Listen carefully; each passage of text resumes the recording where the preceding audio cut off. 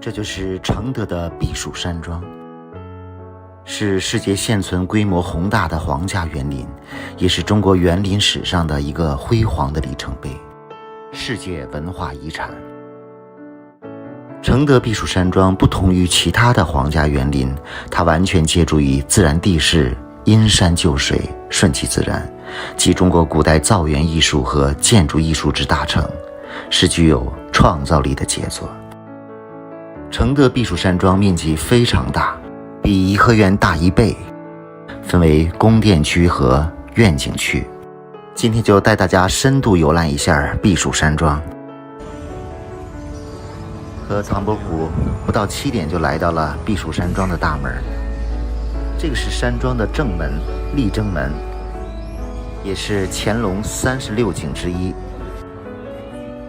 这个景区非常大，进门先是宫殿区，然后里面有山有水，属于苑景区，而山庄四周还有外八庙等著名建筑。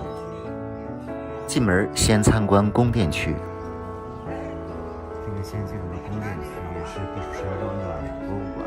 宫殿区的部分现在也是避暑山庄的博物馆，面积有10万平方米，包括9进院落，分为前朝、后秦2部分，完全是一个紫禁城的缩影。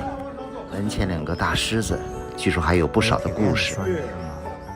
上面看不到啊。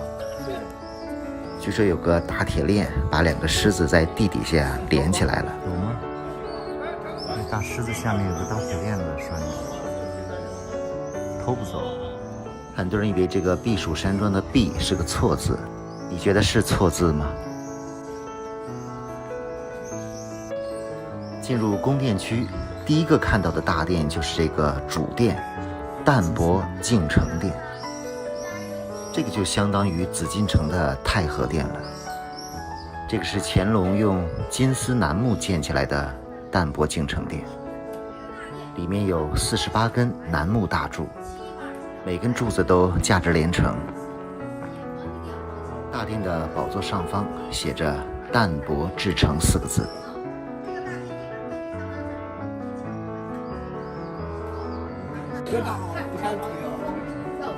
清朝唯一当太上皇只有乾隆啊，这是乾隆皇帝86、87、88 3年太上皇来避暑山庄啊，当了3年太上皇，每年当太上皇写了一首诗，这是乾隆皇帝第1年86岁写的，乾隆皇御笔亲题啊，86，那边是87，东边是88。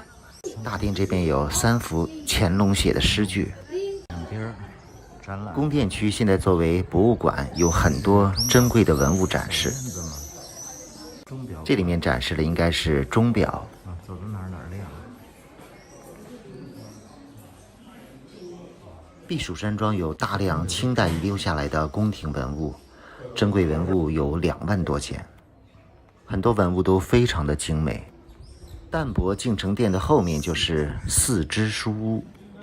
整个宫殿区就是皇帝处理朝政、读书和居住的地方。避暑山庄建成后，每年皇帝都有很多时间来到这里，这里也成了临时的紫禁城。影响清代乃至后世的历史事件就有很多发生在避暑山庄。这里也死了2个皇帝，乾隆也在这里接见了很多人，咸丰也签了不平等条约，所以这是一个有很多故事的地方。这里是珐琅展，基本都是乾隆时期制作的。基本上这里展出的都是珍品，非常的精美。这些都是精美的瓷器。继续往前。宫殿区分为前朝、后秦2部分。康熙大帝，避暑山庄就是从他这里开始兴建的。这是乾隆骑马的画像，感觉和康熙大帝骑马的画像是一样的。这就是寝殿区，现在进入了寝殿区。就不允许出去了啊，所以它这块就是哪儿了？后宫啊，是乾隆皇帝的守护权，然后最西暖阁是皇帝睡觉的地方，所以它。避暑山庄里有很多的旅行团，导游讲解的都非常好。如果想听故事，可以听一听。康熙这座殿堂叫烟波致爽，也是乾隆36景之一。4个字，烟波致爽。这是大殿里的陈设，寝殿，这是龙床。这个烟波致爽是一座5开间的平房，这是皇帝睡觉的龙床。这2个皇帝死在这儿了。清朝的2个皇帝嘉庆和咸丰都是在避暑山庄去世的。咸丰帝也是在这里签下了不平等条约《北京条约》。避暑山庄兴建后，清帝每年都有大量时间在这里处理军政要事。可以说，避暑山庄也见证了清朝的很多历史。2层楼。再往后是云山圣地。干什么用呢？相当于咱们要卡在歌舞厅，也就过去完专门用来赏歌舞、跳歌舞的一个啊。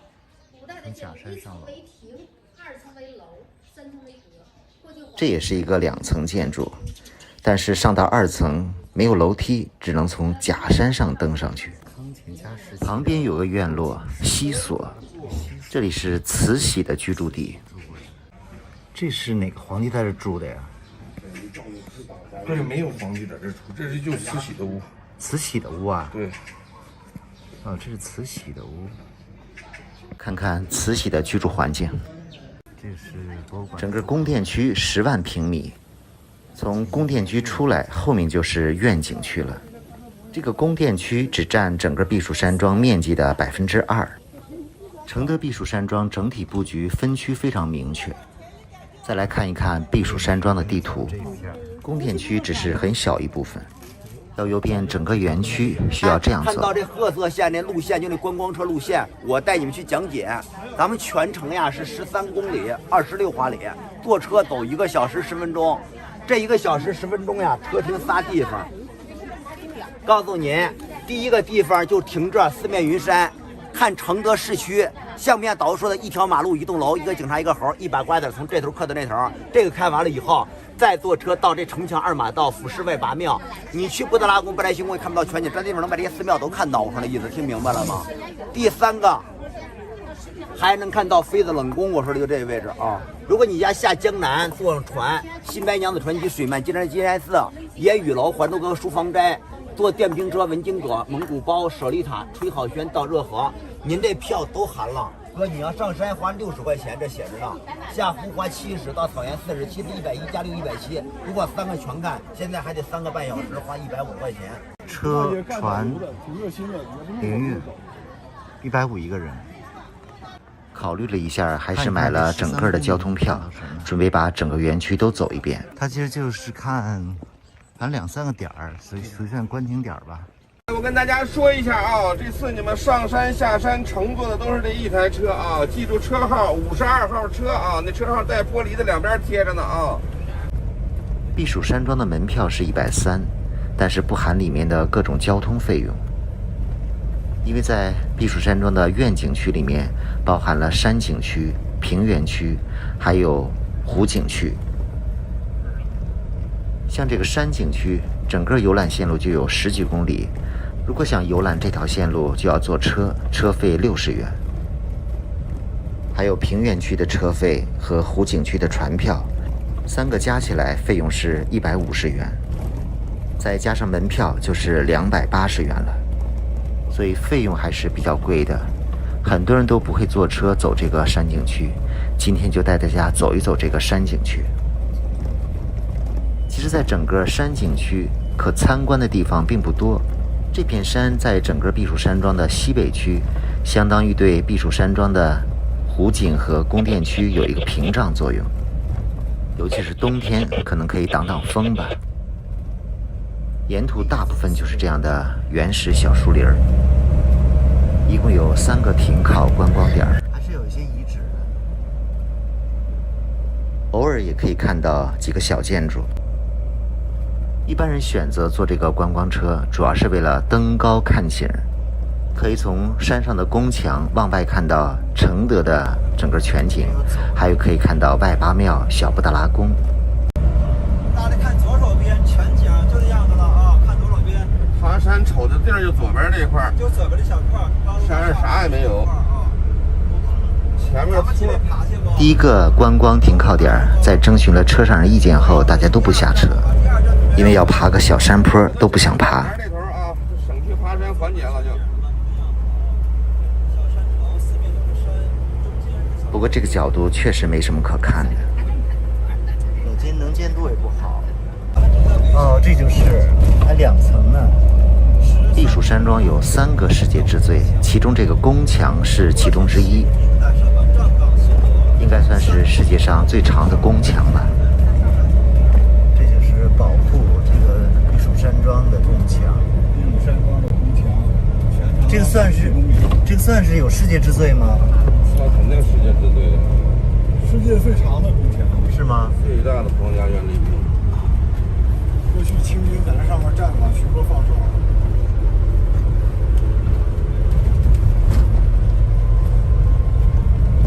这顶几个故宫啊？4个、8个。这个避暑山庄的面积相当于8个故宫的面积，所以这个宫墙非常的长。来，第2站到了啊！你们看着点儿，导游下来的时候啊，你们就跟着下了一块走，要不然呢这车走不了啊，后面车该堵了啊。现在来到了第2个停靠点，大家都下车。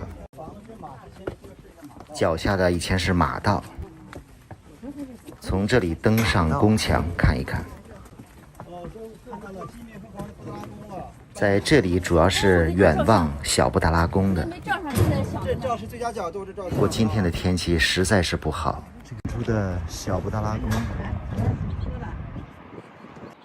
从这里看宫墙，真的很像是长城。左侧的宫墙内就是避暑山庄。今天阴天，所以不好的就是照相不清楚，拍摄不清楚，灰蒙蒙的。好的地方就是很凉快，只有20多度。宫墙很漂亮。如果天气晴好时，这里景色应该更好一些。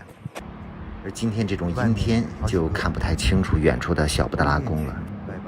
这个角度可以看到3座外八庙。看这个，正对着的就是小布达拉宫。捕鱼哨保护着避暑山庄。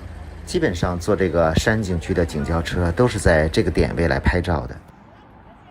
这个是小布达拉宫，往右看，这个是班禅行宫，都是著名的外八庙之一。普陀宗成之庙，这边这个叫须弥福寿之庙，你翻译过来就是布达拉宫和班禅行宫。啊，这2个寺庙的全称一般人都记不住，所以俗称小布达拉宫和班禅行宫。在这里停留拍照片刻，继续坐车前往下一站。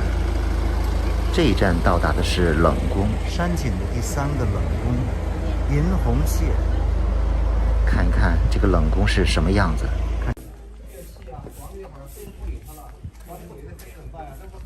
这个冷宫也是位于山上，比较偏僻。你看，在这住的小屋来看看了，这是冷宫，看到了。皇帝听风吹动树叶的声音，泉水流动的声音，仿佛一首美妙的音乐。皇帝在这上面看看去。这是冷宫吗？不是，还没到。皇帝呢，在这看听世界上最短的音乐会。其实在这里也是可以听琴赏乐的。这里面还挺有意思的嘛。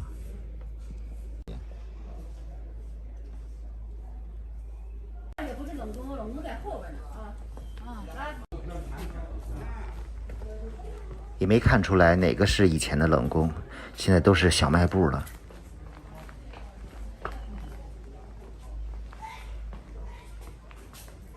后面的院落有一个观景平台，看这像是冷宫吗？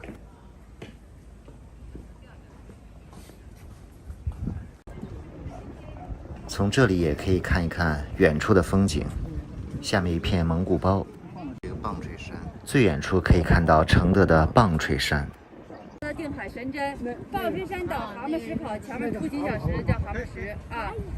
这块呢，这个河叫五列河，是承德的护城河，它呢和山庄的水是通着的，咱们山庄是活水啊。咱们现在您在这看到有绿树的地方，这全部都是避暑山庄啊。中间的这个平原区，一会儿咱们坐车，咱们平原区坐车能看到，叫试马带。皇帝就是在这儿给马考试的地方，选择一匹好的马带到草原上去打猎去。这就是前面就是市中心了，你看有高楼那块就是市中心啊。市中心咱们承德是四面环山的，四周都是山啊，这就是市中心。之后这块呢有白房子这一块呢是蒙古包，当年皇帝接见少数民族首领，给他们安排吃住的地方。咱们现在吃烤全羊，皇帝在这里吃烤鹿肉、狍子肉啊。参观结束。参观完冷宫，这个山景区的游览基本就结束了。这个游览线路全长13公里，3个停靠点，游览时间1个多小时，车费60元。